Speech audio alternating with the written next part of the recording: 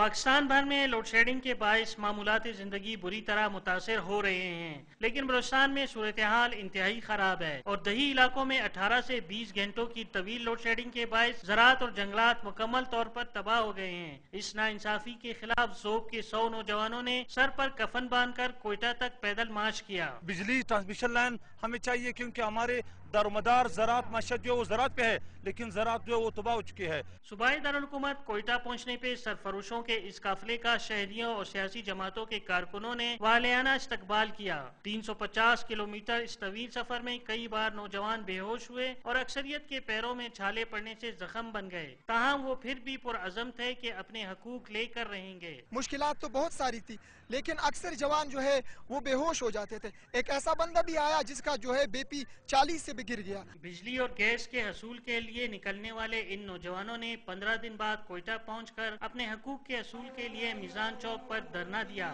تاہم صوبائی وزراء کی جانب سے مسائل کے حل کے لیے وزیر اعلیٰ بلوچستان سے ملاقات کی یقین دہانی پر انہوں نے اپنا احتجاج ختم کر دیا۔ کیمرہ مین فتح شاکر کے ساتھ خلیل احمد، ڈان نیوز، کوئٹہ۔